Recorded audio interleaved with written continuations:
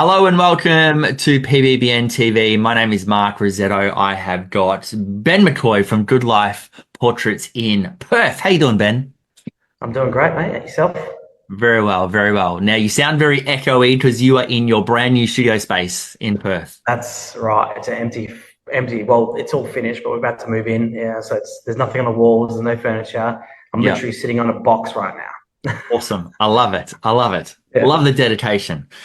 Now, we were just chatting 2 seconds ago. You are a studio where you're turning over, you're photographing between 50 to 60 family portraits per month, and you're averaging around that $2,000 mark as an average. Now, if Yeah, anyone's just caught on and done the maths, you can safely say that you're well into the $1 million studio, that's seven-figure studio. correct. Yeah, That's yeah. pretty cool. Congratulations. Thanks, dude. Thanks. Yeah. I still pinch myself, honestly. It's crazy, but it's so much fun, and I think, like we're about to get into, I think it's possible for a lot more people out there.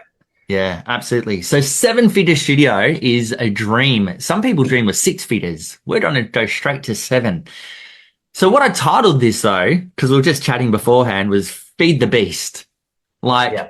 you need to feed the beast. 50 to 60 family portraits per month is a lot. And for majority of people listening to this is way too much to handle. But for some, they only need five per week, five per month, 20 per month ish. How do you feed the beast? How do you keep up with 50 to 60 family shoots each and every month? Yeah, I think that is the evolving question always. I think Yeah. it's obviously a lot of marketing, but it's something that it's not a set and forget kind of thing. It's Yeah. always you want to be relevant. You're always being involved with as many opportunities as possible. Obviously, there is definitely systems that you can put in place that are producing uh, relatively consistent outcomes. Yeah.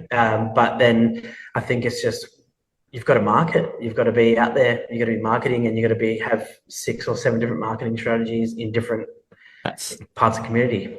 I was just about to ask that. How many marketing channels do you have? So you've got a mix, you've got a great blend of social media. I just wrote it down a few before. Social media, charity events, organic events, giveaways.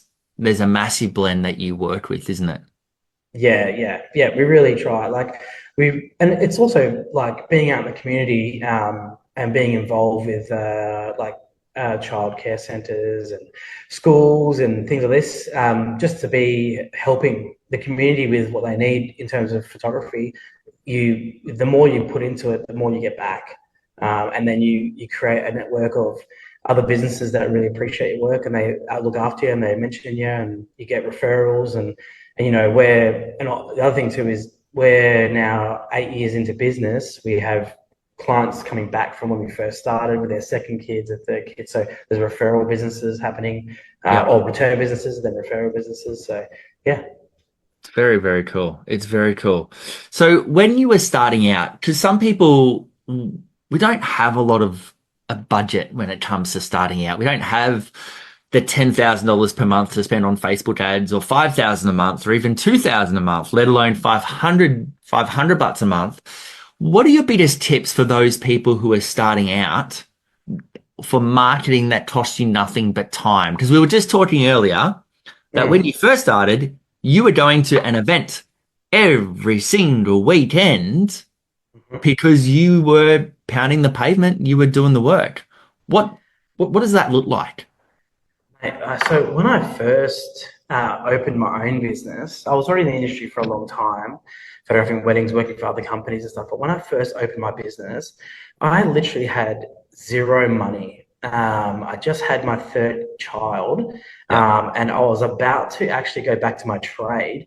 I had no money, and it was out of sheer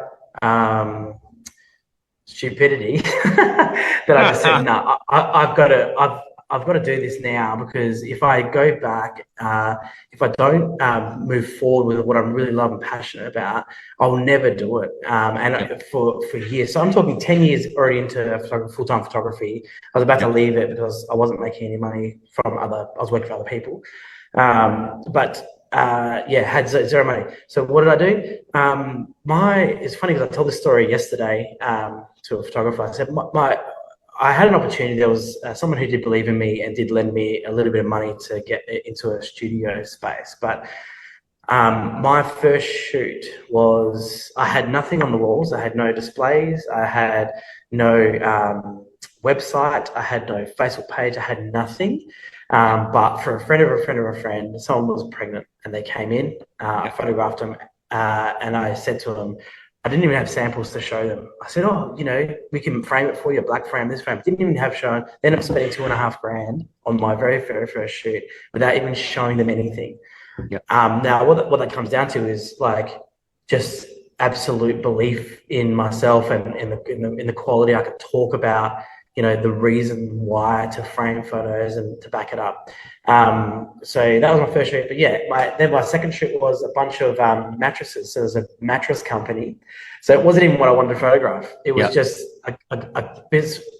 Again, through a friend of a friend of a friend, he goes, "Oh, I've got these 600 mattresses in a big mattress making company. We need a Yeah. photo of each mattress." And so I went to their factory. I set up a tripod. I photographed all these mattresses, and it was the most boring job in the world. I think I charged them like just enough, but from that, I booked the CEO of the company's family portrait, then his son and his kid's portrait, and then I said, "Hey, when people from your stores, when they buy a mattress, can you give them one of my vouchers for their family?" I developed, alliances and stuff like that. So, Yeah. and then I was Googling any event that was on in Perth and saying, "Hey, can I come and photograph your event for free if I put a stall there and market giveaways?" And I was doing it every single weekend. Yeah. Sometimes two or three Sunday, Mondays every week.